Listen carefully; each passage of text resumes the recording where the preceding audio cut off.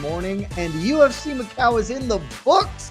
That is right. Morning MMA has happened, and the victory horns, they sound for Petr Yan, the former bantamweight champion, gets it done in a card, to cap off, I say, a card, one of the sneaky good events of the year. If you woke up at 3 a.m. East Coast time or wherever you were, I think you probably had a pretty damn good time because UFC Macau kind of rocked. Certainly ended us on a very high note with Petr Yan's vintage performance, and we're going to talk all about that. We'll talk about the co-main event. We'll talk about anything you guys want to talk about, and just do our normal post-show thing. But instead of doing it at 3 in the morning, it's a wonderful 10 a.m. Hi guys, I'm Jed Meshew. You see my name right there. I write for MMAfighting.com. It's a great website, and I am your Sherpa for the UFC Macau post-show as we talk about all things Petr Yan. And joining me on this wonderful journey, the man who woke up at the wee hours of the evening, frankly. Maybe he didn't even wake up. He might have stayed up because, stay ready, you don't have to get ready. Alexander K. Lee joining me to talk about the fights today. AK, how sleepy are you? I'm so fried right now. I was literally just staring at my screen for like a full minute, trying to figure out I need to tweet out that the show is on, and realizing that you had already tweeted out a link to the show, but I was still like show tweet needs to go out. How do I word this? So I'm good. I'm in great shape to do a live chat where nothing can possibly go wrong. Oh, it's gonna possibly go wrong. Excuse me. Possibly go wrong. I like possibly. It's gonna be great, AK, because we don't have to go for 3 hours, but I'm bright-eyed and bushy-tailed. It's early in the morning. The sun is shining, and we had some damn good fights. And before we get into talking about that, of course, as always, joining us on the ones and twos and joining us later to answer your questions at the end of the show, the greatest producer in the game, no sleeves, no mercy, Mr. 3024 himself, Casey Lyden, though he does have sleeves and mercy this morning. It is 7 a.m. I've been up since 2:30 a.m. I missed the first couple of fights, but I'm excited. I'm not excited. We're here. We're doing it. I'm tired. I'm wearing a breakfast t-shirt. Yeah, ooh, so. I love the breakfast t-shirt. When this is all done, you can go get yourself a big full brekkie and then take a nap, and it'll be terrific. We're all going to have a great time because we just saw not the best fight card of the year, certainly not, but I would say a very, very good one. Certainly exceeded expectations, I think, for most. If you're going to be up in the wee hours of the morning, you could do a lot worse than seeing this many finishes. And so I will be transparent. I did not see all of the prelims. I did not wake up at 3 to cover this. I woke up a little bit later. I have since backtrack prelims, but not all of it. And so, AK, before we dive into the main event, just very quickly, give me the totality. How do you feel having been up since the ungodly hour of 2 a.m. to watch this? How do you think of this card as a whole? Fondly. It was very, very nice card. Very nice card. We said on paper like this could be a really enjoyable show, especially for I think the crowd in Macau. If you can please the people that are there live and also put on a nice show content for ESPN Plus, like that's a bonus. But I think for the most part, anyone who paid their good money to be at Galaxy Arena, they had a good time. They had a lot of memorable moments. Not like every Chinese fighter that was meant to be showcased necessarily paid off. We'll get to that later, but there was definitely a couple of pretty big upsets on the card. But if they were looking for action, if they're looking for proof that this MMA thing, it has a place among the traditional martial arts as far as being a form of entertainment over in China. This was further proof positive. I think this was a really, really enjoyable card. Really, there was 13 fights. I think out of the 13 fights, maybe 2 or 3, maybe 2 were kind of forgettable. But overall, it was like if it wasn't a finish, you got some really competitive contests. You had some really good performances from people who were likely to be players in the division for years to come. Even some of the losers, even some of the losing fighters, I thought actually looked really good. It just wasn't their night. It just came out on the wrong end of a decision. So I'm happy I stayed up for it, I suppose. I would say if you tuned in, you weren't disappointed, especially if you tuned in from the first fight to the end. It was all good. It was all good stuff. So nothing but positive vibes for UFC Macau. yeah, not the best card of the year. One of the best fight nights, I think for sure. I think I'm pretty comfortable saying this was one of the 5 best fight nights of the year, and there are so many. So that's actually more illustrious in a way than being one of the best pay-per-views of the year. There are like 30 fight nights in the year. So Yeah. yes, and I absolutely agree. One of the better ones. And maybe I'm seeing some comments in the chat, people less high on this than I have been. And perhaps I am so high on it because AK, the main event was sensational. We talked about it in the build-up. Petr Yan versus Deiveson Figueiredo. This is a fight many people were very excited about, have wanted for some time, even dating back to when they were both champions of their respective divisions. Now, obviously, Figueiredo up at bantamweight was 3-0 coming into this. We all know the storylines, the hype about it, and the fight delivered. This was not the best fight of the year, as the board over my shoulder is sort of positing, but I would not be surprised if this is on some lists for the best fight of the year. This is, to steal Jose Young's favorite phrase, high level mixed martial arts for 25 minutes. And in the end, Petr Yan takes unanimous decision win, 50-45 across all 5 judges' scorecards. And so, AK, let's start here. Is this one of the 5 best fights of the year, or am I just a little caught up in the moment? We've had some good ones. We've had some good ones this year. So I'm with you. I'm in the moment. I'm certainly trying to do a quick compilation in my mind, and yeah, it feels like it's going to slot in there. But it wouldn't surprise me. It wouldn't surprise me if by the end of the year, when we've done a proper accounting of what we saw in the Octagon this year, that it maybe doesn't quite make the top 5. But I'm a huge bantamweight mark. I'm a huge Petr Yan mark when the man is on. And I love. And listen, who doesn't love Deiveson Figueiredo either? Both guys have a lot of really good 5-round fights under their belt. And we saw the best version of Petr Yan today, which I think we talked about it in our preview quite a bit as well, that when this guy's on, he is still one of the 3 best bantamweights in the world. He's just so amazing to watch. And yeah, he had that little slump, but just looking at the red on his ledger does not tell the story at all. We know that the Aljamain Sterling fight was competitive. The O'Malley fight was super competitive. And the Merab one was tough. And Merab's the world champion right now. I'd be happy to see them fight again, which is what Jan called for after. And again, shout outs to Deiveson as well, because he brought the fight to Petr, man. I think some people are going to see 50-45 across the board and be like, oh, wow, Jan must have dominated him. Must have been a dull 5-rounder, just one-sided. Not the case at all. Figgy threatened a lot. Figgy threatened on the feet. Figgy threatened on the ground, threatened with chokes, took us back. It's just that every round, Jan always managed to find a sequence or a moment where he would clearly do enough damage that you could go oh, okay, this could be a Jan round. But there could have been a 48-47 in there. No one would have had a problem with that. There's even a case you could have made a case for Figgy. I wouldn't, but you certainly could. That's what a quality fight it was. These are just 2 of the best guys in the world, mixing the martial arts in an elite way. I know I always say hashtag keep the martial arts apart. That's only for people who suck at it.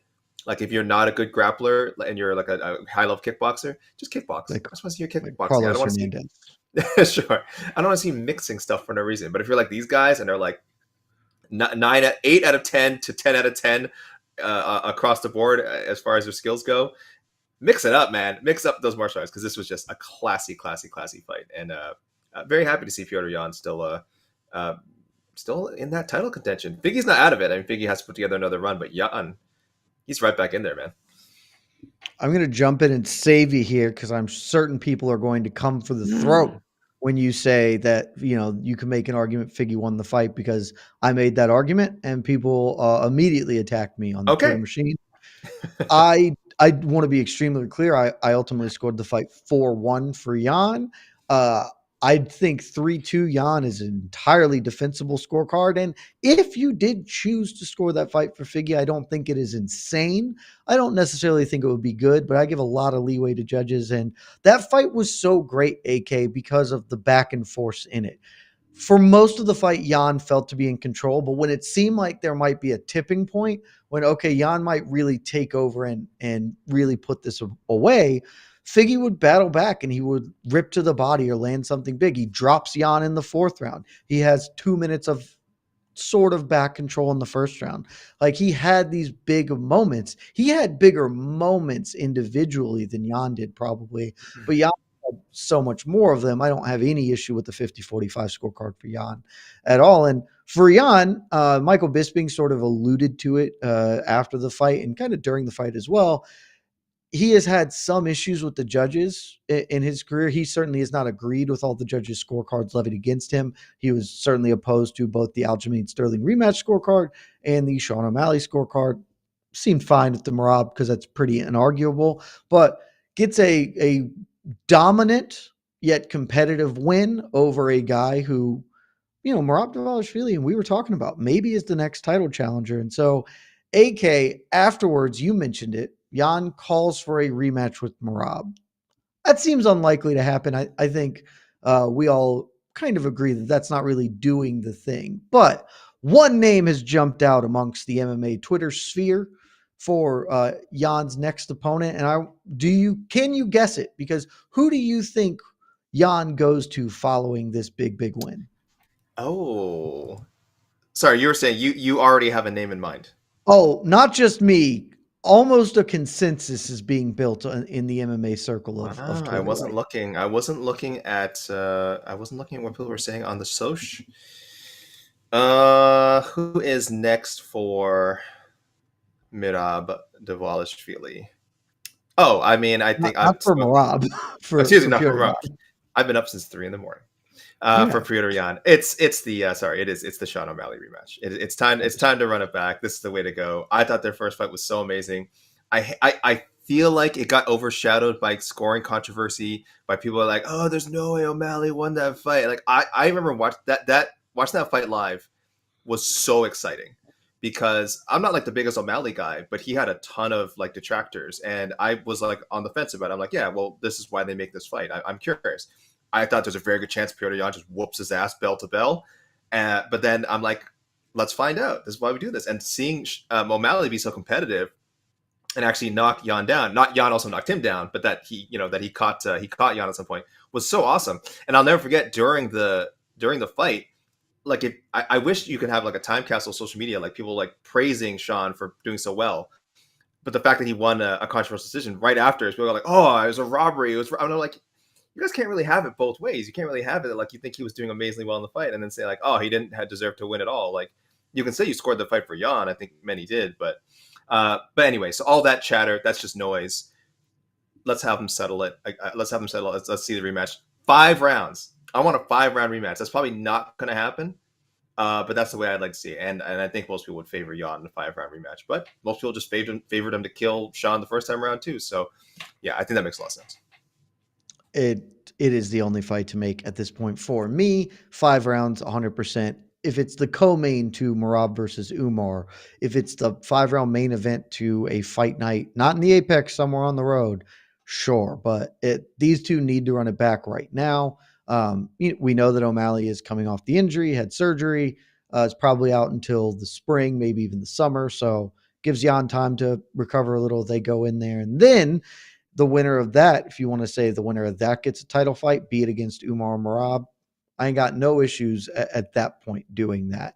So that feels like the way to go for Yan. And frankly, just credit to him. Man had lost 3 of his past 5 fights or whatever, was in a bit of a career tumult for a while and has pieced himself back together. Look, a vintage performance in there.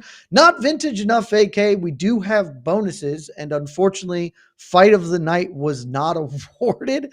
Did not go to Petr Yan and Deiveson Figueiredo, which little bit insane, but they gave out 4 performance bonuses. We'll talk about that in a moment. But before we move on from the main event, I do want to touch on Deiveson Figueiredo, because Figgy Smalls, this is one of those losses where you lose. I don't know how much you lose. Yes, he is no longer going to fight for a title next. I don't think this loss sets him back from the title picture that much, because it was so fun, so competitive. And so the question is, what does Figgy need to do next? Kind of where does he go to sort of build himself back up, get himself back in position to get a title fight that he was very, very close to getting? I don't know if it's going to happen anytime soon. I think he's going to have to face some.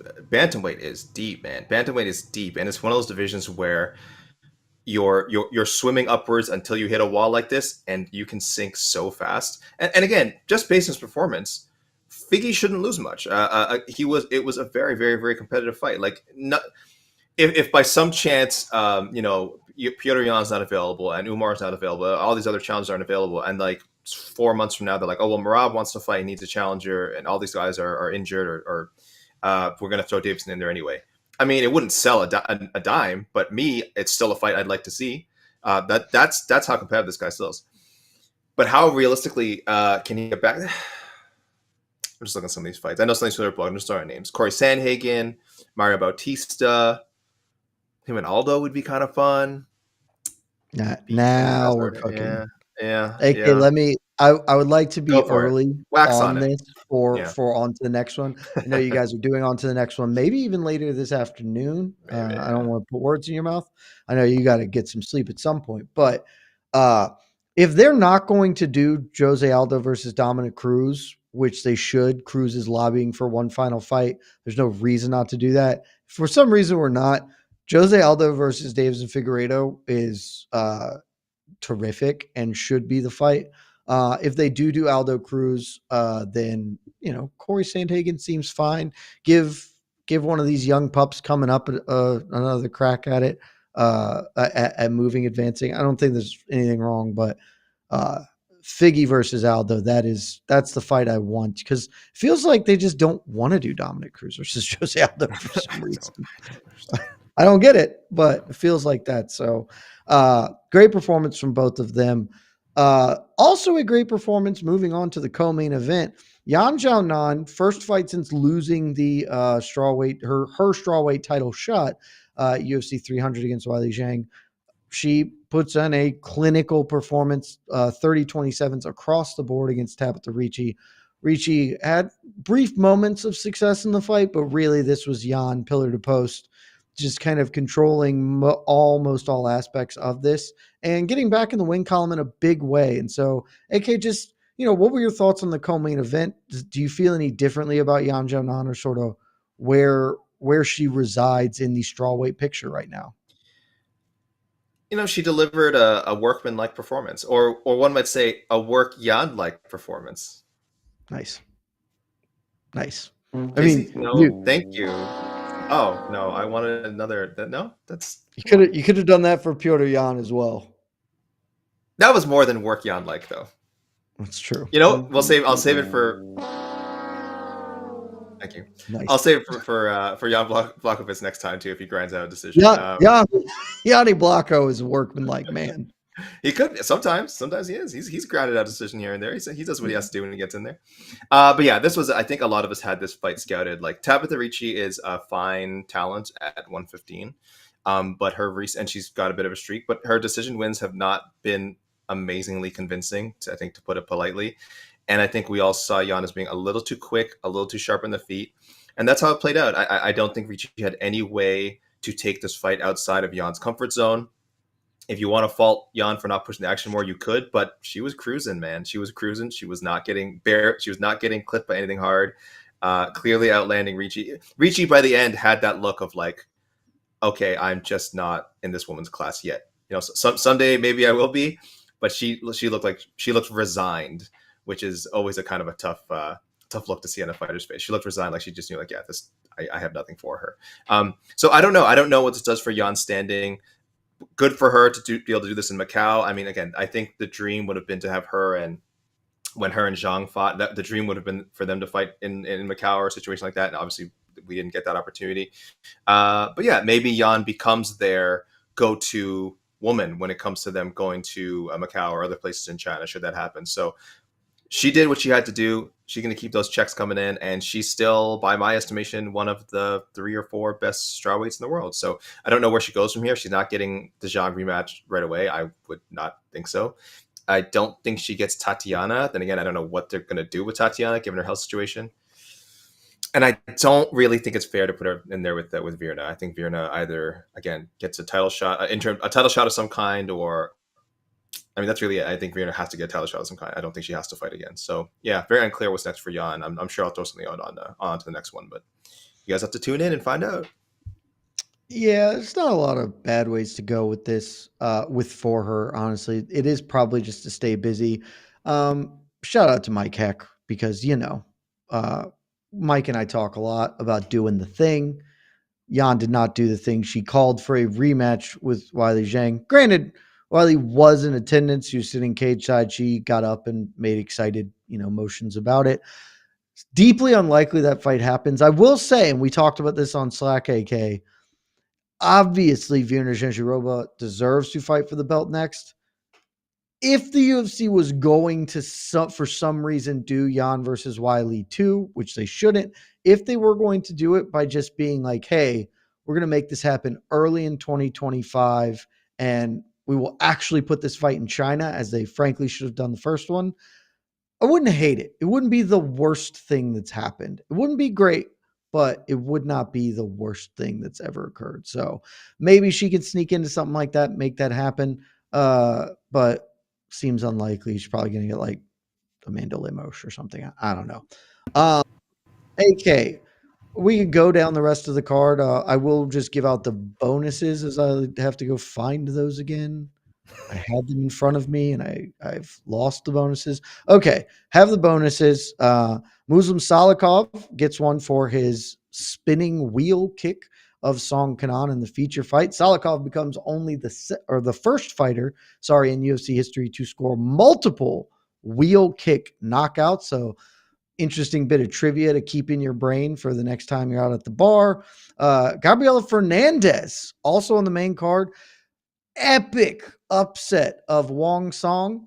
A rear naked choke, pops her with a head kick, hurts Song. In a fight she was getting thumped up in, and the UFC or the commentary team was basically saying this is a foregone conclusion, but you can't, stay frosty in there, and then bam, head kick, moves to rear naked choke, finishes like a plus 800 underdog or something insane. Gets one, both of those deserved. Zhang Mingyang, for his elbow knockout of Ozzy Diaz, or not AK, sorry, Casey. Sorry about your boy, but he got in the main card opener. And Shi Ming also very deserving of a bonus for head kick knockout of Fang Zhaokan in the women's straw weight road to UFC finals. Fang Zhaokan gets stretchered out of there. AK, I saw the highlight. I did not see this live. Seems like that was a pretty scary knockout, though. Yeah, that was crazy, man. And that was one of those moments in fights I hope isn't forgotten about by the end of the year, because Michael Bisping and Sanko and John Gooden are doing an amazing job telling Ming Shi's story. I got to admit, I wasn't super familiar with Ming Shi, but they were saying she's a doctor.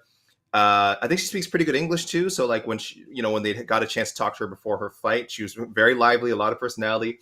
They were saying her parents don't even know that she's an MMA fighter, supposedly. They thought she was joking. They're not sure how serious she is, but she said they don't know. She's assumed. She said they're probably not going to watch UFC. Like they're not going to find out that way. I would sincerely doubt that, but I don't know. Maybe it's true. Maybe her parents just don't watch TV and don't keep up with her daughter's career. But apparently she's got this whole other life that they're not aware of, and it involves fighting in a cage. And yeah, I don't know if it was guaranteed that she was going to lose the decision. She was having a lot of trouble with Fang because Fang is considerably taller, and it was a stand-up battle, and Shi Ming was having Ming Shi, was having trouble with that. Am I saying Ming Shi, excuse me. Ming Shi? We had this issue before. Buddy, you are better served. I know. I'm the one who's supposed to be an expert with these things, and now I am reading my head. I read the name Shi Ming as it is written. On the Wikipedia. It is Shi Ming. Excuse me, it is Shi Ming. And yeah, so I should be saying Shi instead. Sorry. So the thing with Shi is, she was having trouble. And by the time the third round rolled around, I think on screen they flashed she was plus 1,000. So again, I don't know what the I don't know what the actual I don't know what the actual scorecards were, but based on the live betting, the perception certainly was that she was not going to win a decision. And then she unleashes this head kick, and it is so clean, it is so on the money. Fong just goes down immediately. Really, really, really scary stuff. They come back from commercial. The feed I was watching, so I'm watching on UFC Fight Pass in Canada. And there was no commercial break, but the commentary cuts off, so they went to a commercial, and the camera is just on Shi the whole time. She is just watching. You can tell she is so concerned. Like she, again, not just because she's a doctor, but like she's a human being who just did this to another human being.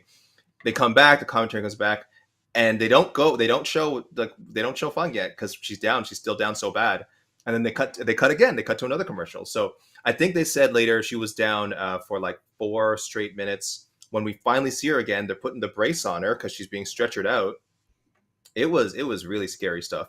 We talked about it in Slack. Like they did a great job later in the evening, twice updating like when she got to the hospital, and then preliminary scans, how those went, kind of saying, and that the UFC is going to obviously look after her as long as she has to stay at the hospital. But yeah, it was more care and more updates than we usually see for this sort of thing. Yes, I think because of the severity of the KO. I also think because I think, as most people know, I don't think this is a crazy take, that in China, like MMA is still sort of working towards acceptability out there. China has, again, a long history, of course, of traditional martial arts, and it's not everyone is keen to this whole MMA thing, guys, mixing those martial arts. So when you have a vicious knockout like this, there's a lot of people out there, I think, watching who are going to be like, oh, I told you it's too dangerous, it's barbaric, blah, blah. So I don't mean to speak for the whole country, because, again, I'm not that in tune with it. But I do feel like the way she was taken care of and the way the updates came was because it was in China, and they want to like make this seem as sanitary as possible. But great. I hope this is the way it is going forward. I would love to keep getting updates on fighter health throughout the night. Yeah, I mean, if you go watch the highlights on MMA.com, it's a great website. It looks nasty. I'm like, I immediately was like, oh, Bryce Mitchell, Josh Emmett, sort of like, oof, something real bad has happened. The whole body is locked up.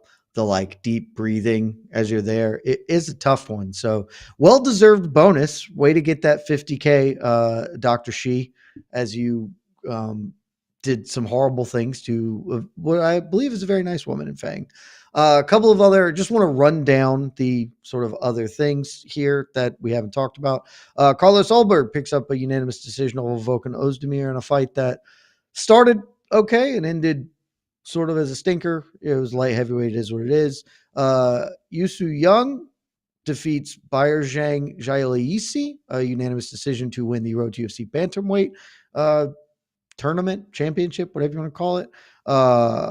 Donghoon Choi beats Kyu Sing Sahota. Pretty nice little first round knockout to win the flyweight championship for Road to UFC. Carlos Hernandez takes a split decision over Naim Jargal, Timon Dumbarol. My guy, Lonnie Kavanaugh, picks up a UD over Jose Ochoa. I did get to go back and watch that fight. Exactly what I thought. I like Lonnie a lot. Super polished, super ready. And Jose Ochoa is like a legitimate great prospect. So a very fun matchup. Zhao Long defeats Kwang Lei with a third round knockout. Did not see this at all. Have no idea what happened there. And to open the evening, Nicholas Mota beats Mahashate. Unanimous decision, pulls off another upset for Mota. AK, before we get to the peeps, because that is where we are going next, so get your questions in. We've touched on it. We've talked about it a lot, and there probably will be some overlap, but who are the three stars of the evening outside of the main event? Who are the people you're leaving this event saying, I would like to continue seeing them fist fight? It's got to be the aforementioned Shiming. I thought she was, again, super scary. I don't know where she goes as a prospect, to be honest, but good for her to win the Road to UFC tournament. I remember you were previewing all this stuff on No Bets Barred, and you weren't like super excited for any prospects either way. That's why we had the ill-fated high road to UFC. Fucking Dong Troy. So Shiming's got to be up there. She looked great. I'll go with you, man. I'll go with Lonnie Kavanaugh.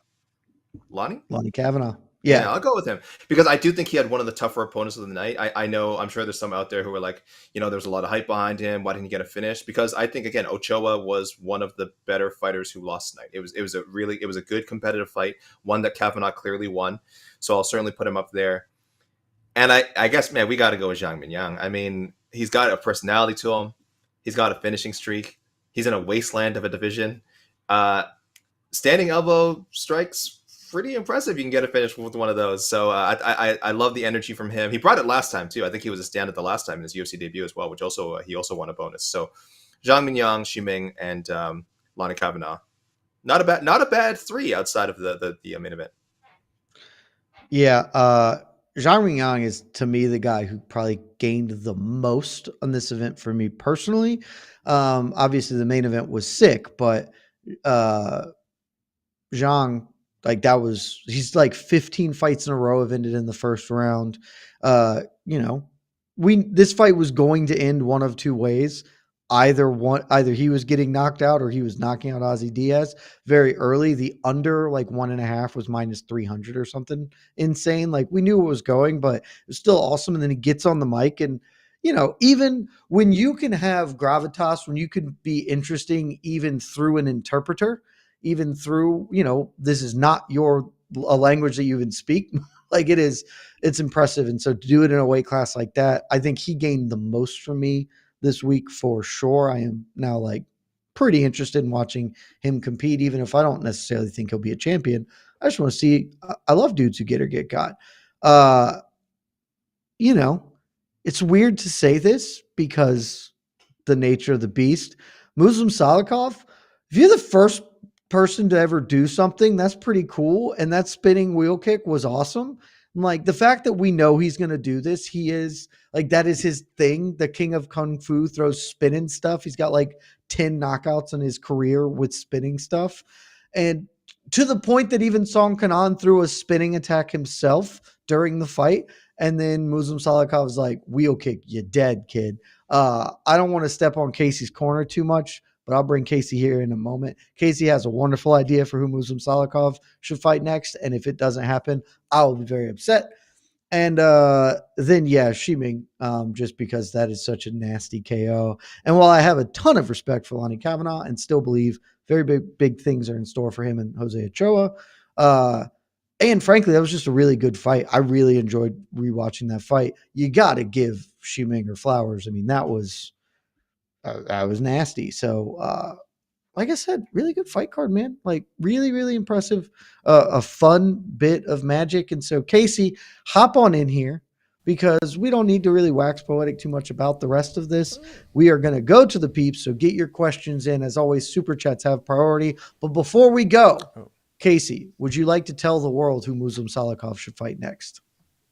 Oh, it's obvious. The battle of the 40-year-old welterweights. Battle of Kung Fu versus Karate. Salikov versus Wonder Boy. Let's make it happen. A+. I mean, that's just... Timing's perfect for it. Timing just feels right. AK, Casey's coming for your job. He's taking everything you ever worked for. I will credit it. I'll credit it to He's Lying if I say this on the show, because the only thing like with Wonder Boy is that like he's been obsessed with kind of like, oh, I still have one more run to the title. He's been obsessed with that for years. So he only wants to fight like people in the top, I don't know, in the top 15, I guess. But he doesn't. But he could fight for another like 5 years if he expanded his range of opponents just a little bit. And Muslim is like top 30. Muslim Salikov is not like it's like a huge drop off from some of the guys he's been fighting. He just maybe doesn't have the name, doesn't have the reputation of I don't know, Joaquin Buckley right now. That sounds weird to say because Salikov's been around longer, but Buckley clearly has a buzz around him. I mean, he's main eventing soon. But that would make so much sense. There's just a lot of closer to mid-tier fighters that I would love to see Stephen Thompson fight if he wants to continue fighting. If he is on that track of like, oh, I only have one or two fights left. I need to be very picky with them. Salikov is probably not going to happen. Well, you got to get a win first, man. You just come back with a big knockout, get your easy win against the Kung Fu guy. And then you can fight. Kung Fu versus karate. Yeah. It's a tale as old as time. Also, his options are going to be either get defenestrated by like Michael Morales or make this fight happen. And I got to tell you, if your choices are, I'll fight freaking Carlos Prates, buddy, you should fight Muslim Salikov over that. So, it's silly. It's silly, frankly, that Wonder Boy is still like a top 10 welterweight. Not that he doesn't have the talent, but just like that's not where his career is at right now, and we should all abandon that and have more fun with him. Muslim Salikov, I would very much like this fight to happen next. So, Casey, we were talking about that in the green room. Shout out. I think it's an unbelievably good idea, and I'm fully on board with it. And now we can go to the peeps, guys. We've been going for 30-ish minutes about this card. We don't need to go forever, but we will go as long as you guys have good and interesting questions. So super chats priority, fire them in. We'll try and answer some non-super chats. I want to be a man of the people as well. And people are up. It's early morning. People have their coffee and they want to talk fights. So let's talk fights. From Hadi Al Sawad. I hope I got that right, Hadi. Maybe blind love for Jan, but I'm very convinced something was wrong with him during the Merab fight. He beats him in a rematch. You could even argue that his only real loss in the UFC is to Merab. I mean, I want to start here because you can argue that his only real loss is to Merab if you believe that he won both of the or won the Aljo fight and that the DQ was nonsense and that he should have won the O'Malley fight and that back in the day Magomedov, who won a split over him, didn't deserve it. Jan then won their rematch. So like you can make that argument. I don't particularly think it holds much water. I am interested in y'all's thoughts on whether you think that was not Jan's best performance and he can do better against Merab, or if Merab is just Merab and he's a tough out for anybody. Yeah, I think Marab has a habit of making people look like something's wrong with them, right? I don't know how many times I've watched a Marab fight and people go like, oh, why doesn't this guy just like do this? Or, oh, this guy never fights like this. Why doesn't he have this counter from Marab? I was like, Marab really, it's probably why the UFC doesn't like him, is he really brings out the worst in his opponents sometimes. And that's why he wins fights. You criticize all you want. The guy wins fights. The guy, he's the champion. He's on a streak. So I can't go there. I have not watched the fight in a while. Like I'm sure it's certainly worth investigating, but but it also kind of goes along with the rule of like no fighter is really 100% when they're in there. So if you want to make excuses for Jan, you certainly can. I'm sure he did have some sort of nagging injury in the Merab fight, but I'm sure he'll have a nagging injury again when he fights Merab. So you kind of have to view it that they're always going to be fighting at less than 100%, and that's not enough for me to say that to be very confident that Jan would win a rematch. Like I think he can't just based on his skills, not because I think something was wrong in the first fight. Yeah, I don't agree that. I'll give all credit to Merab for that fight when he beat Jan. I won't say Jan was off that night or whatever. But was Jan, from my memory, it was a rather boring. Like Jan wasn't beat up. He just kind of got held and pressed against the cage for most fight. Or was he actually did he actually get Khabib'd and actually kind of take a beating too? I don't. He didn't get beat up because Merab doesn't beat anybody up, but he got full Merab. I mean, it was a 50-45 and Merab hung like 200 strikes on him or something. It's Merab, so he's like nobody has ever left a Merab fight looking bad, but that's not what he does. But it was not competitive. Yeah. Well, if they do rematch, I wouldn't mind. I mean, I'll still pick Merab, but I can believe Jan can make adjustments and win that fight. And I mean, I get it. You know, he just had a bad night and he just couldn't adjust Merab's cardio and pace, and maybe he's just fix some holes in his technique, and you never know. But yeah, I still pick Merab though. I'm not trying to take anything away from him. I think AK said my thoughts pretty clearly of I could believe that Jan can do better and can win the fight, but it is not because of anything other than Jan is a very, very skilled fighter. And so like it wouldn't stun me for him to come in and look different. That being said, you lose a fight that definitively, again, not competitive, like far less competitive than the 50-45 that we just saw Jan and Figueiredo have. I don't think you can blame the entirety of that on. He just didn't have his fastball, wasn't in there. I think Merab is a uniquely terrible matchup for Jan in the way that they go about competing.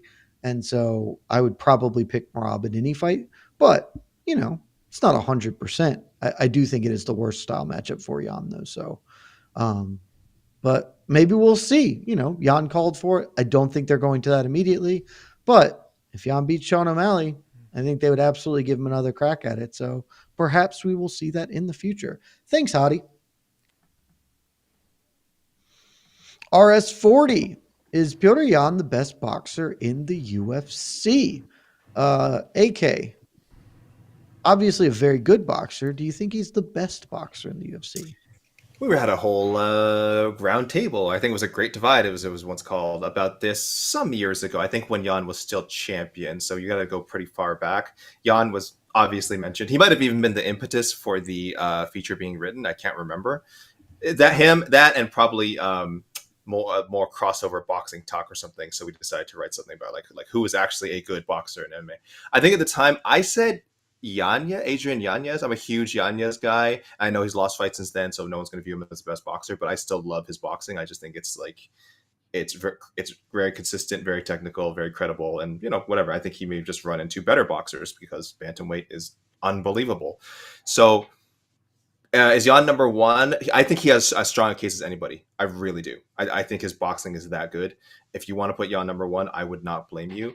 And again, especially when you add in the IQ, it's not just his fundamentals. It's not just the raw ability. It's just when you add in the adaptability. Like I don't know if that's a separate skill, but there was one part in today's fight where he just timed a takedown defense perfectly. He saw Figgy coming in and just cracked him with an uppercut right on the money.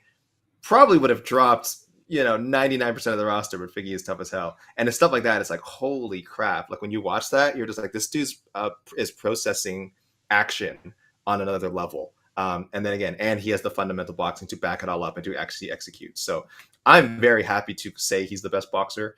I know Ilya is probably making a case, these days. That was long, we wrote that article as long before Ilya was a thing.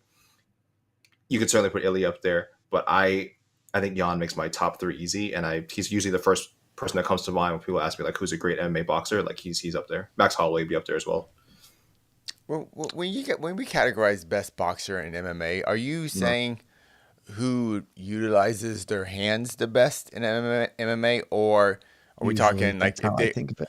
Okay, I was like, are we talking straight? Like if they were doing boxing, who would? No. Succeed? I think it's a separate thing. Yeah, I try not to. Okay. I view it usually as who performs the best boxing competing in the UFC. MMA. Okay. Mm-hmm. Not who would necessarily transition the best to boxing. And AK, to your point, I pulled up the article we did. It was you and me doing the old Great Divide back in 2021. You picked Adrian Yanez. I picked Max Holloway. I would still argue that Max Holloway is a superior boxer to Petr Yan, but it's not by like massive leaps and bounds. At the time, I thought Max Holloway had the best boxing. I would still say he is right up there with having the best boxing. Notably, Petr Yan won our poll. 36% of the readers voted Petr Yan as the best boxer. But you nailed it. I think that there is an actual pretty clear answer right now, and it is Ilia Topuria. I don't think there are a lot of good arguments that aren't Ilia Topuria now. And that's not to say Petr is bad. Petr is an exceptional boxer inside the cage, but what Ilia is doing and has done against some of the very best fighters of all time. And I think he's pretty clearly the best boxer right now. No issues. But man, I love Jan and just spamming uppercuts all night. That rear uppercut was just awesome to watch all night. I loved it. The thing about him, I comped him to Volkanovski like years and years ago because they both have, and AK, you pointed this out, such an unbelievable ability to make mid-fight adjustments. Like, I love Max Holloway a great deal. Like everyone does. He is not a great mid-fight adjuster. He makes good adjustments from fight to fight. His camp scouts well. They have clear plans, but he's not doing a ton of changing during fights. Where Volk round to round, Petr Yan round to round, can see a tendency and start to exploit it. And the second round or third round, whatever round it was, that he was like, okay, Figgy here's the trigger for Figgy to duck his body down. I am going to start putting an uppercut right into that space. And the first time he does it, sits Figgy on his ass. Like, he is so good at those mid-fight adjustments and then spamming a thing that is working. Like, okay, I have found a trigger that is going to work. I am now going to deploy it often and from as many angles as I can. And it just kept killing him. Like, it just kept dinging Figgy's head up. So, like I said, man, he is great boxing and he's awesome. I love watching Petr Yan fight. Absolutely. Thank you, RS40. A couple more super chats before we hit some other questions. Lopsided. Can we track the stats for old versus bad matchups? I mean, you can certainly track the stats. You'd also need to describe what was an old versus bad matchup on this fight card. Are we saying Yan Xiaonan versus Tabitha Ricci's old versus bad? Yan's 35. That's pretty old. Muslim Salikov versus Song. But like Song, Song's not bad. Muslim is old. Yeah, I don't know who you would be calling as old versus bad matchups. Is my only question on this card. So this isn't a Paul Tyson reference, a Paul Tyson or I Jones thought it was Stipe. I thought it was Jones I Stipe. get. Oh, I Yeah, guess actually it could be that. Yeah. but in that situation, Stipe was both old and bad. Yeah, So that wasn't like Yeah. that wasn't old old versus old and that bad. was like still pretty damn good versus old and bad. I think And Gone isn't bad. So like, I guess you would say Muslim and Sankan, but Sankan's not bad. I think We I yeah, don't I think don't it's I don't bad. think Yeah. Sankan's Yeah, bad. this As is a they super noted, chat. We got to think of a good one before we go to Well, next. I'm if trying to. I'm trying. Yeah, I'm trying. As they noted, like Song isn't bad though. Song like was pretty close fine. to upending the whole Ian Machado Gary thing. Oh So yeah, like he's not Yeah. bad. Who's old and bad on this? Who's old and Is who's bad on this Volkan card? being considered old? Is there? He's no, like why normal not? Like normal age. 35? 35 Volcon. I don't know. Lopsided, if you're still in there, Lopsided, just drop a little clarification. Yeah, I'm not just quite yeah, sure I clarify understand the it out question. there. So I'm trying to think of old versus bad that have happened recently. I feel like I was talked about an old versus bad at 309. There were a couple of those. I mean, Charles Oliveira versus Michael Chandler is old versus bad. That's pretty textbook old versus bad. Chucky Olives is a little old. Jim Miller, Damon Jackson, but again, Damon Jackson's also old and wasn't bad. Yeah, I need more clarification because I don't have a good answer here. Oh man, sorry. We talked bad about Stipe and Jermaine. The has come out. Okay. Let me just say this, Jermaine. Normally I wouldn't even acknowledge this comment, Casey, but I'm so tired right now. Yeah, I know. Jermaine, if you thought Stipe was good on that night, Yeah. put down the MMA. Put down the MMA for like a couple of weeks and just go do something else. Just chill. Because if you thought Stipe was good in that fight, if you thought he looked good at any point in that fight, I am concerned. I am concerned for you as a fan. I'm very worried about your observational skills because We weren't saying Stipe was bad historically. No. I No. will say that because I don't care for him. But like we can all acknowledge Stipe is historically great. Yes. 42-year-old retired Stipe is bad. Very So, bad. Yes. Very bad. And Casey, I do see Lopsided has added clarification. Oh, wait, I missed it. Where you coming?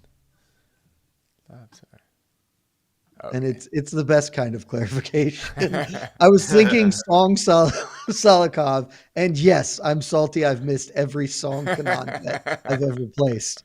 Yeah, buddy. Let me tell you, I know that feeling. I know that feeling well. And yeah, again, I don't think Song's bad. I don't think that he's as good as Salikov. Obviously, he's not as good as him, even when Salikov's 40 and old. But apparently, Salikov is like no signs of slowing down. He's like, yeah, I'm going to keep doing this forever. So maybe Salikov is just getting into his prime right now. You never know. All right. Thank you, Lopsided. One last super chat before I hit some other questions. Brian Witkowski. If Islam fought Shavkat at 170, who would you pick? A little bit of a random question, but I've certainly seen people kind of pitch this out recently. So, AK, Islam versus Shavkat, 170 pounds. Who do you pick? I have a very clear answer. I mean, we haven't even seen Islam at 170. Can I see someone fight at 170 before I match them up with like one of the top three? It's just such a weird. You can't. Brian Witkowski paid $2 to know your answer. This is clearly me not doing my job, but like I have so little interest in some of these matchups. Anytime I have a friend, like I have friends who watch MMA, I'm just like, man, do you think this guy would match up with this guy this division? I'm like, I don't care. I could not care less. Would I love to see that fight somewhere down the road, like after Shavkat's won a title, Islam's defended the lightweight title a few times? Of course I would. That would be insanely high level MMA. I would love to see it, but what I want to do. Am I interested in making a pick today? No, I'll go with Shavkat. He's the bigger guy. I just think I think Islam's friggin' amazing, but I do think size matters, and the gap between 155, 170 is like pretty sizable. So yeah, it's one of the bigger gaps. I don't mind the idea of Islam at 170. I know there's plenty of welterweights he could beat, but we're about to get a pretty good idea of how great Shavkat. I mean, we know Shavkat's great. We're getting an even better idea of how great he is. And if he runs through Gary, I mean, it's apples and oranges. Gary has nothing to do with Islam, but I'm just saying one guy's a real 170er and possibly the best 170 in the world, and one guy's like would be in a blown up 155er. So I'm always going to favor the bigger guy in that situation. I don't know. These questions are silly. It's like, could Topuria beat Chris Weidman right now if Topuria went up in weight? I don't know. It's like this is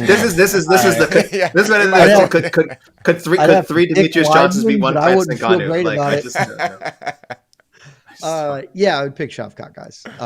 And there has been no bigger supporter of Islam Makhachev than myself. I'm not saying he couldn't, but thus far we have seen Shavkat struggle very little. He's struggled some, but very little. And he is a much larger individual than Islam Makhachev is. And that is just that's a huge thing to overcome.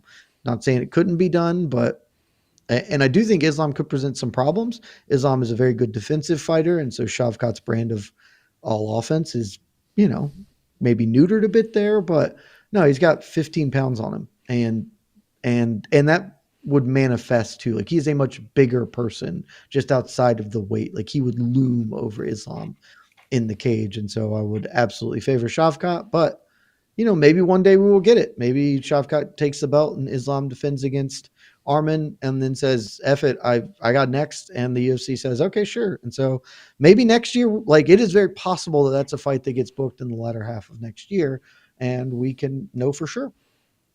But thank you, Brian. Just out of curiosity, do you believe Islam right now, if he moved up to welterweight, is he a top 5 welterweight? Yes. Okay. I think that's all that really matters. And anyone in the top 5 can win the belt on any night. So I think anybody in the top 5 could give him a hard fight. I would pick him against several top 5 fighters right now. Yeah. So I would pick him over this iteration of Kamaru. And I like Kamaru, but Kamaru's old. And so I would pick Islam because Kamaru was old.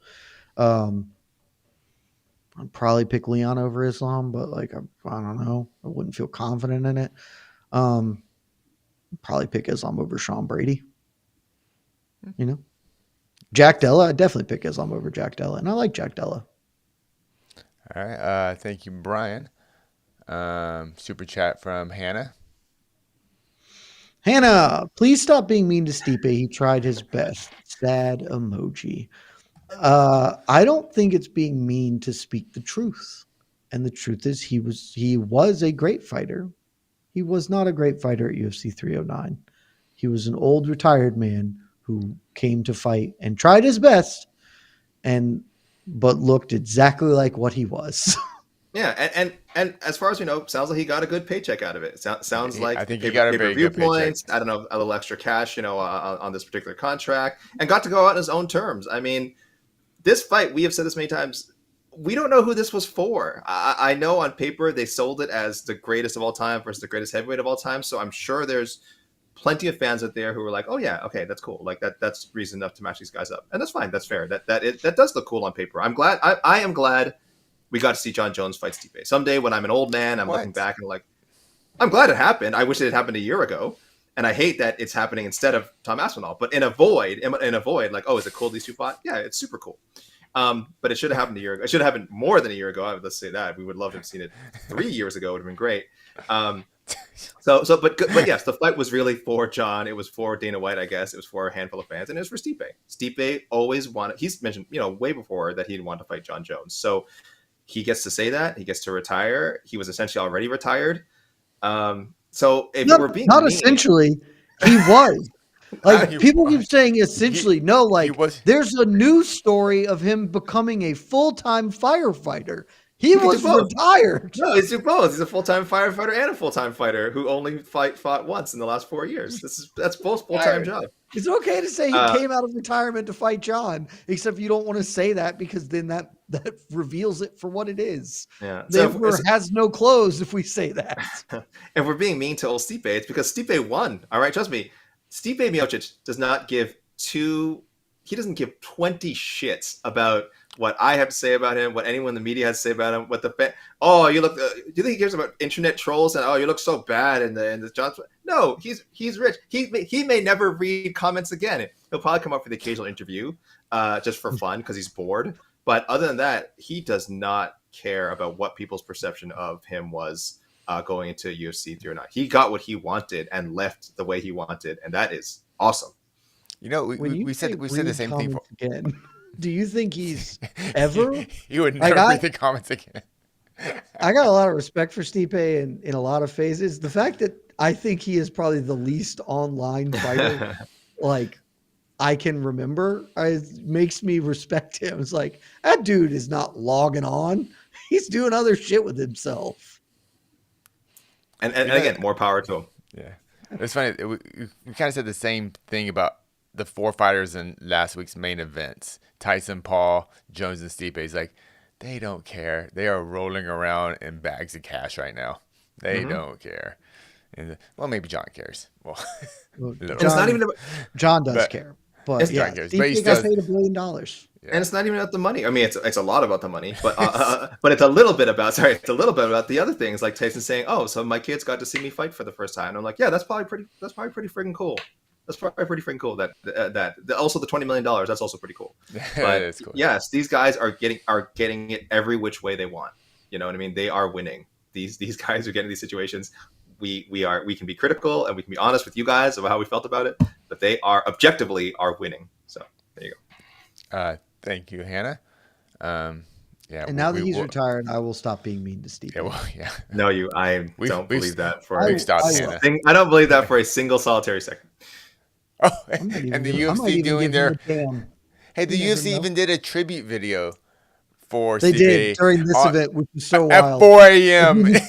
We knew he was retiring. Why didn't you just have that video ready for MSG? That was so weird. Is this really the first time they've showed this video today? No. Yeah. To my knowledge, yes. When else would they have shown it? So much was happening at 209. I just assumed they showed it and I missed it. No. It never played during. Not that video. No. That's weird. I tried to look it up after I went to YouTube after, and I'm like, oh, they must have posted this like a week ago. We just didn't see it. I'm like, oh no, it's not like there. Just no. I was just like, okay, strange. This is the Very time. strange. Why not roll it out at 7 a.m. on a Saturday morning, a week after he's retired? And again, I know I keep saying this. Stipe doesn't give a. Stipe does not care. Stipe will probably never watch this video. He does not care. Does not care. You didn't have that Robbie Lawler moment where he's looking at the screen. Yeah, of course he's not watching. The only way Stipe would watch it is if he was working at the firehouse tonight, and so he was just up all night because working at the 18-hour shifts. That'd be great. I got nothing to do. You guys want to watch the firehouse? Yeah, sure. Just on the squat rack, looks over like, oh. Yeah. Thank you, Hannah. Thank you. Thanks, Hannah. Steven! This one. I just saw this. Boys, 2:30 a.m. messaging from the pub toilet. Jan versus O'Malley, co-main or fight night main. Cheeky one, lads. If Kane didn't get injured, give us a trajectory. Top 5 heavies. Hey, AK Cruz versus Aldo. Make it, Dana. Lot. That's how you super chat, my friend. Yes. There's a lot of content in there's no limit when you super chat. You're not limited to one question. Yeah. You just cram as much stuff in there as you want. Fire. In fact, you're in the toilet. Yeah, just tell us everything. You're in the toilet. You got all that going through your mind. Jan versus O'Malley should be a co-main. I don't want to. I mean, fight night. Yeah, listen. If you go to if maybe they go to Montana or something. Maybe not an Apex. Montana. If they go to a roadshow fight night, I'm fine with that. Yeah, Montana or Phoenix, that'd be pretty awesome. Kane didn't get injured. Give us a trajectory. Top 5 heavies, number one. Kane doesn't get injured. This guy is probably going to be the number 1 heavyweight of all time. I would pick Prime Kane to beat Stipe. I think he'd actually do really well against John Jones. I would pick him. I think he would beat Fedor. I think Kane is just really such a sad story. Like Prime I Fedor? like that. Prime Kane with Prime Kane. Prime Kane Fedor. Demolishes Prime Fedor. Yeah. Okay. Prime Kane slaughters Prime Fedor. And Francis, I think who's Prime Kane? What fight is Prime Kane? Real quick. That's a good question. Second JDS fight. Okay. Second or third JDS fight. That period of the 2 JDS fights where Bigfoot rematch was also there, like that's prime Kane. Okay. Okay. I Yeah, am the not with cardio. Yeah. AK on the greatest, I think there's a possibility, but like the truth is also somewhere. I feel like Kane has been mythologized in a level that's a little insane. Honestly, kind of like Mike Tyson got mythologized. Like, so we're really clear, Mike Tyson is probably not a top 10 heavyweight boxer of all time. Like, and the idea that at the Jake Paul stuff, like people are like, he's the greatest ever. He would have beaten Ali. Like, nobody seriously thinks that Mike Tyson would have defeated Muhammad Ali. Everyone knows how that fight would have gone. And I feel like Kane got a little bit of that, not to the same extent, but like Kane's losses weren't anomalies. They happened. Yes, he had some injuries heading into the JDS first fight, but like he still got caught. He chose if you choose to fight, then you choose to fight, and he got caught. Like he chose to go to Mexico and not prepare for elevation and get tapped by Verdum. Like those were decisions he made, and I feel like people really gloss over them because at his peak, I do agree. The best version of Kane is probably the best heavyweight I've ever seen. But I also think like you can put it aside as injury. I am less likely to do so, I guess. No, I get that. Which is one of the big question marks for me. And he had a great career. He had a really good career. And then the stuff that's happened after is just a whole other mess, unfortunately. Kane's legacy is definitely going to be buried pretty deep, unfortunately. I don't think he's going to go down as a top 5 heavyweight. He may be holding on to a spot there right now. Yeah. But but I honestly think that is a lot of again, people just being like, well, at his peak, he was so good versus what he actually accomplished. His career was fairly short, 17 fights, 14 wins, some pretty key losses. Like Fedor, Stipe are 1 and 2. If you want to put Stipe over Fedor, I can see the argument. I don't agree, but I can see the argument. But then you just like have a lot of other heavyweights who have done like Nog is 3. Or maybe Verdum is 3, Overeem, Krokop. Like a lot of people had long, successful heavyweight careers in a way that Kane just did not. So I don't think he's top 5 now even. Yeah, no, I agree. I agree. I think he falls out of the top 5 because of everything that happened. But I think it absolutely could have been number 1. But we'll never know. I agree. There's a world where he could have been that. Like he could have been the guy we wanted him to be. I am just less certain that it was the injuries that stopped that so much as, dude, there's a reason no heavyweight has more than 3 title defenses.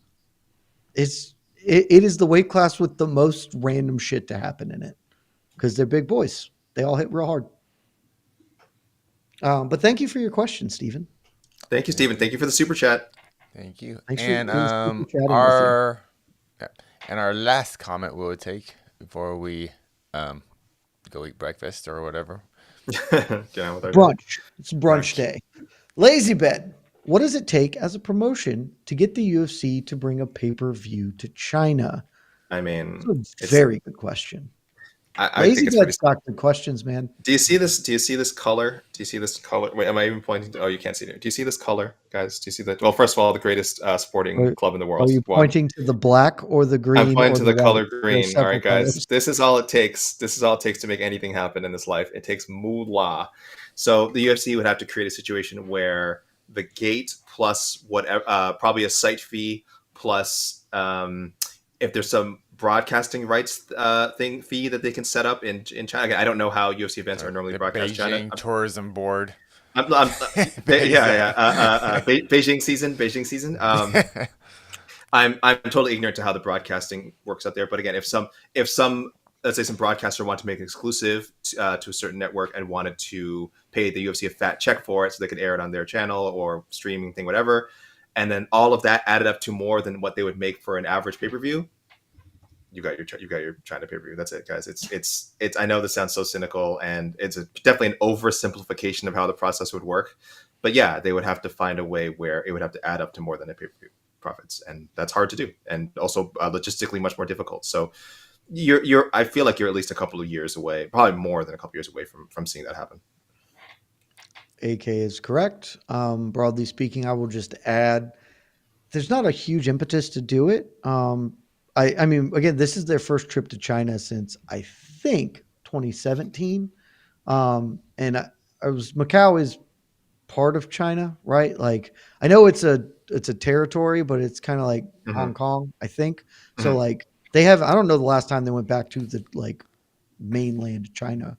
And Macau's Let me very look it up. tourism oriented, Yeah. correct? Like, yeah.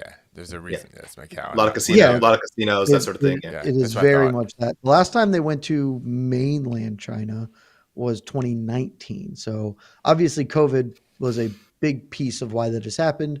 I suspect we will see them make like pretty consistent trips there, but there's just not a huge impetus to do a pay-per-view there when they can do fight night cards like this. Particularly because just the last thing to add, the logistics part of it, AK, that you mentioned, is a lot harder to do a pay-per-view because they can do a fight night card and just say, yeah, we're doing it at optimal time there. But, you know, Beijing is 13 hours ahead of East Coast, which is the time zone that the UFC primarily operates on. So you are hosting an event that would start at like 6 a.m. or 5 a.m. Beijing time to get to the sort of pay-per-view time zone that the UFC prefers to operate in. So it could be done. It will probably require the Chinese Board of Tourism to offer them a lump sum to visit, much like Utah does. So yeah, unless a like huge Chinese star comes along, and Wiley Zhang is a star, she is not a monstrous driver of stardom in the same way that like Ilya or Connor or Sean O'Malley is, that they would feel compelled to do an event there. So shy of that, I doubt they will do a pay-per-view. They would just do a fight night and let Wiley fight on a fight night, maybe. Yeah, I think zero chance it's happening within the next 5 years. 5 years, maybe the political landscape changes, the star power changes, but nothing within the next 5 years. Zhang Mingyang, it's on you. The pressure's on you, buddy. You got that star power. He does. He does. Can you be Chinese Alex Pereira? Maybe. I don't know. I might take the under on 5 years just because, and we answered this in the previous show, like the UFC is making a concerted effort to push into the Chinese market. It will take them a long time to do so, but you know, stuff like Road to UFC, they are building a market over there. And so it just takes one. It takes one superstar to come along. And if that happens, then the math changes real fast. But we don't have it yet. Yeah, I just think there's a little bit more to the political climate more than anything. Yeah, that's what I think. Soon of China and the U.S. But that's what are you talking about? Our political climate's great. Yeah, you're right. My bad. What are you doing? America is great again, so I don't know what you're talking about. I heard. Lucky you guys. It's on a hat, you so, must yeah. be so jealous, AK. Casey, do you have any more? Is that's the last of them? Because I mean, we've been going about an hour, a little over an hour actually. So Over an hour. that's good enough for UFC Macau. It is 11 a.m. here on the East Coast, and so that means you have the whole day. If you're just waking up, you know, go to MMAfighting.com, catch the highlights, maybe just pop on ESPN, rewatch the event if you got nothing else to do. AK's going to go to sleep. Am I? I'm recording on to the next one today. I'm not going to sleep. Oh, well, AK's going to record on to the next one. We're going to have some follow-up content for the rest of this event. And guys, you know what this means? It's on to the PFL championships, baby. That's right. Thanksgiving and PFL, a match made in heaven. Couldn't be more excited about a Thanksgiving Thursday in the PFL championships with all 13 championship fights and like 17 fights in the card. Woo, Friday is going to be fun, and that is the road we are now on. Keep it locked in MMAfighting.com for all of your content needs and wants. And AK, thanks for being such a trooper. AC, thanks for being the best in the business. And thank you all for tuning in and sticking with us in this early morning post show. We will see you next time. Love y'all. Happy birthday, AK.